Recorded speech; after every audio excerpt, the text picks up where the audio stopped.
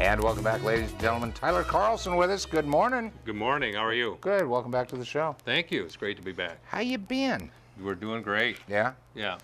All right. I heard something. Okay. You're giving money away again. Giving money back. Yeah, that's correct. We are giving money back. How's that work? Well, cooperatives are different than investor-owned utilities. An investor-owned utility, when you make a profit, that profit goes to shareholders. Yeah. In the co-op world, we have to make margins in order to meet our lender requirements. But when we do meet margins, and we do make money, we actually allocate those dollars back to the members. And periodically, when we have enough, we actually retire that patronage capital and we give money back. So coming up this May, yeah. If you were a customer of Mohave Electric Cooperative in 1978, 79, 2001, and as well as just last year, you'll be getting some money back. Wow. You'll either get it in the form of a credit, and about 11,000 people will get a credit and on their bills. And the reason why we give credits is if the dollar value that you get back is less than $5, we just give you a credit. We're not going to process a check. But if it's more than that, you'll actually get a check. So we'll have some 55,000 people that'll get checks, and that check's probably on average $10, $12. Sweet. It's not huge money, but that's the difference between a cooperative and an investor-owned utility. When we have a good year, we try to give that money back to the members. So our members will be seeing in May. If you were a member in those particular years, you'll see your portion of those patronage capital or those margins. You'll see that portion coming back to you. That's excellent. Can you just run a power line across the river for me? I would so enjoy that. I really would. I think that the state of Nevada might have a little trouble with it. We aren't going to say anything. Say nothing. Say absolutely nothing. Now, I can't remember if it was last time or time before last when you came in. You were talking a little bit. We were talking. The PUC, I think it was not allowing you to reduce your rates. That's correct. And you guys went to bat on that, and you got it straightened out. But now you're lowering rates again. Yeah, we last year, with the help of all of our members, we had members stand up and write the Arizona Corporation Commission members. There was a consulting group that was hired by the staff that had recommended us not to be able to lower our rates, and we prevailed. And there were a number of folks, Hildy, Steve Moss, the mayor, all came to Phoenix and offered their input and testimony. It was very helpful. The members themselves wrote, and we were able to prevail, and we turned right around as soon as the rates went into effect for us. We turned around and gave our members a 0.3% reduction in their power cost. Wow. Well, we've experienced a temporary reprieve in our wholesale power costs. So right now we've been experiencing some positive or lower cost in the wholesale market, and it's temporary right now because we really don't know how long that lasts. Right. You know, you don't know how long, what the weather's going to be. You don't know what the price of natural gas is going to be, and some of our generation comes from natural gas. Natural gas, also the price of natural gas oftentimes drives the cost of electricity. And we've had a kind of a high year this year not in Arizona, but in the Northeast and in the Midwest. There's some real low temperatures, and so that drove some of the cost of natural gas. But for us, we were insulated from that. So we've had a temporary reduction, and in May we're going to pass that on to our members. So we're going to reduce our or your fuel cost adder that shows up on your bill. That'll be reduced by another 0.2 cents. So so we're going to, whenever we can and we can predict it, and we get a handle on a lower cost, we try to pass that right on to our members. So I never have asked you this question, and I have my own opinion about all this green energy that we seem to be so crazy about, we meaning everyone else. But we're talking about solar power and various forms of it, and we're also talking about wind generation power. How do you feel about it? I mean, as CEO of this company, I mean, is there a benefit at this time? Is it too expensive to invest in? How do you feel? Well, you know, obviously it would be great to have alternative energy like solar and wind, and when the price of solar and wind becomes competitive, and it is moving towards it to become Is it? competitive. Okay. And when it becomes competitive, and the market is stable, and it actually competes in the market, we're all for it. But we also have to temper that and understand that the solar power and wind power, it's non-dispatchable, meaning you can't just ask it to produce more power or produce less power. It produces whatever it is because the sun is shining or the sun is not shining, and you can't actually dispatch it. You can't actually ask for it to produce power when the sun's not there. You can't ask for the wind to produce power when the wind's not there. So it's kind of when the wind and sun are there, and the power is coming out, it's great. When they're not there, you have to have some other form of energy. You still have to have fossil fuel, or you have to have nuclear. You have to have something else that starts up, because I our didn't even think of members, that. when the wind's not there or the sun's not shining, our members still want electricity. So it's not dependable in that respect. Yes, it's really it's very difficult to regulate. And regulate. When I'm talking about regulate, I'm not talking about whether somebody's overseeing you and Right, putting new right. rules and regulations in. We're talking about the ability in order to make sure that when you turn your light switch on, there's power there. Whether the wind is blowing or the sun is shining, the power is there. And so we have to have what we call steel. You have to have concrete and steel in place in order to be able to provide that. So it is good, and there's something positive about it, but it's like all things, it's with a balance. Right. And that balanced approach is something we really believe in. We believe in the all of the above category for generation of power. That means all of them. That means clean coal, that means clean gas, that means nuclear, that means all of the above, including renewables. And as long as we pay attention to all of the above, all of them are viable resources, and they're viable sources of fuel for generation, we'll be in good shape. It's when we decide that we're going to rely on only one type, that's when we'll end up with trouble. So. Now, is there such a thing? You mentioned coal. Is there such a thing as clean coal? I mean, or is that the idea of using coal and having it clean is dependent upon the facility that uses it and has the appropriate equipment? Am I correct? Yeah, you are correct. The older coal plants have a more difficult time meeting requirements, the very older ones, and meeting clean air requirements or particulate requirements or whatever comes out of the power out of the stacks.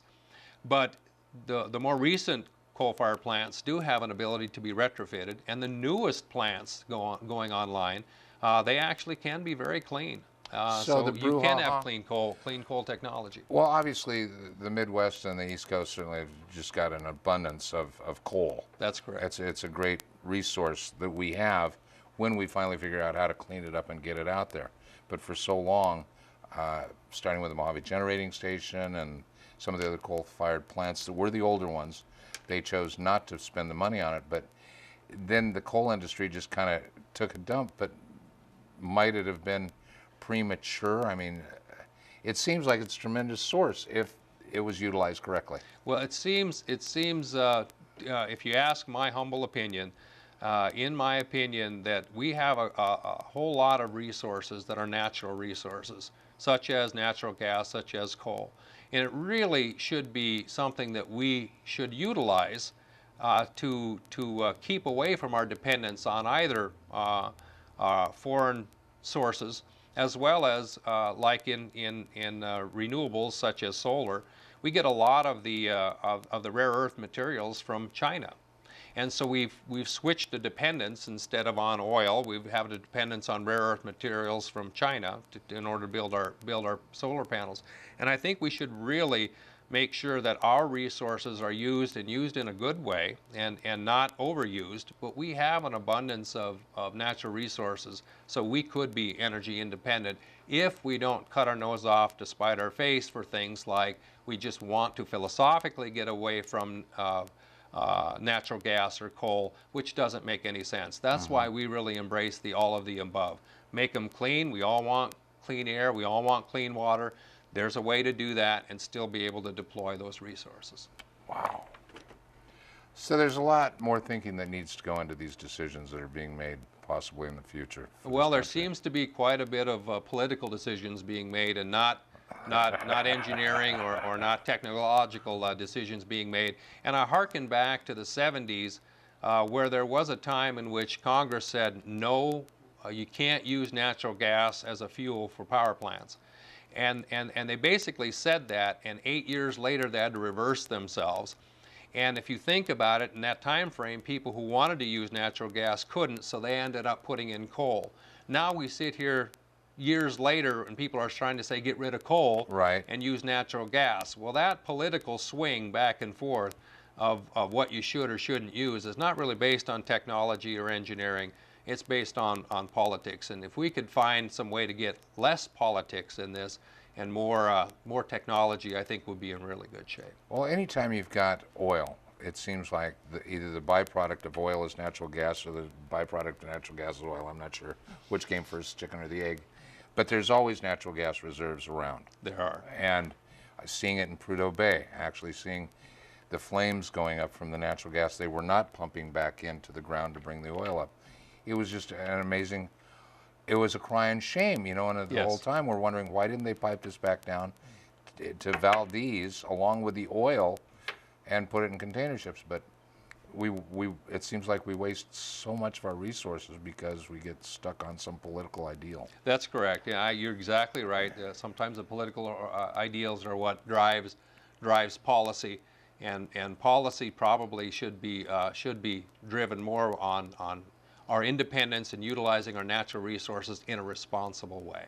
What a concept. What a concept, yes. Talking about responsible, you guys are responsible for putting out a card for your co-op members that has saved how much money? Well, thanks for bringing that up. It's really important. We have what's called a Co-op Connection card, and you can find it on our website. You can find access to it, and it's folks, and there it is right there. There's the Co-op Connection card. It's a free card. We give it to you. You don't pay for anything. It's not a discount program as far as you pay annual fees. It's free to you. But because co-ops are 40 million people strong, we're 40 million members strong, we've negotiated discounts all throughout the United States, and we also negotiate local discounts. And as an example, since January of 2011, our members have saved over $1 million in prescription drugs alone. Whoa. In 3 years. And that's huge. I mean, we're talking about 32,000 members saving $1 million, and that's only in prescription drugs and medical. There are all kinds of other discounts, whether you're going to IHOP or you're going to Ron's Tires. There's other discounts available that we don't even count. Why is that so important, especially in the rural areas? Well, in the rural areas, the number of people who have prescription drug programs, health insurance with prescription drugs, is vastly different than the more urban areas. I think I've read some information that about half of the people in urban areas don't have a prescription drug program. In rural areas, it's close to 70% of the people do not have a prescription drug program with their insurance. This provides the benefits of a prescription drug program without actually having to have a prescription drug program. What a savings for so many people. I think it's huge. Like I said, $1 million in 3 years is incredible. So we're talking about those who utilize it. Granted, not all 32,000 people are utilizing, but if you assume they are, we're talking about keeping $30 per member in their pocket since 2011 just in prescription drugs. We think it's a phenomenal program. As a matter of fact, this Friday on the 18th at the Bullhead City Chamber of Commerce, we're going to have a business expo. We have 42 people setting up booths, and they're going to describe their products. They're going to describe the discounts that they're going to provide, and we're going to be there. We'll also describe the card, how to use it. We'll describe the other benefits of the card.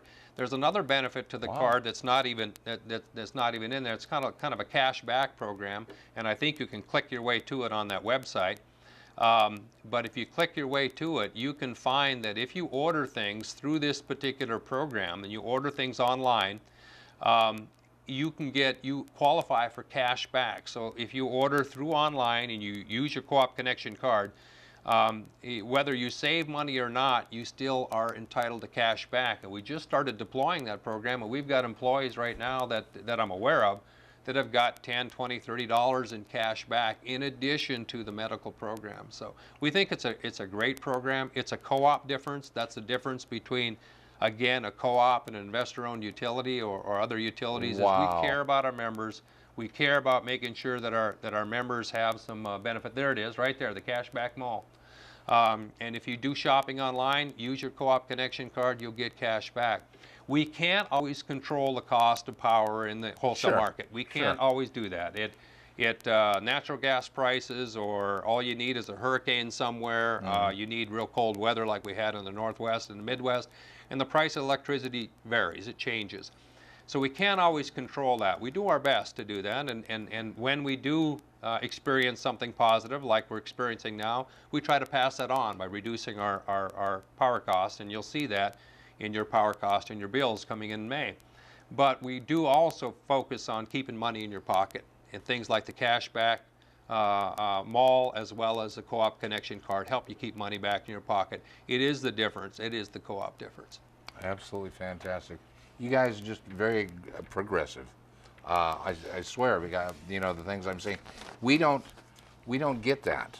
Over here, and I'm not dissing NV Energy, and I don't want to put you on a bad spot, but the simple fact is this pretty exciting, and I hope the people that are in your system really appreciate it, because you've gone out of your way, you've gotten them a lot of savings, and these are great things, and I'm sure it's only a start.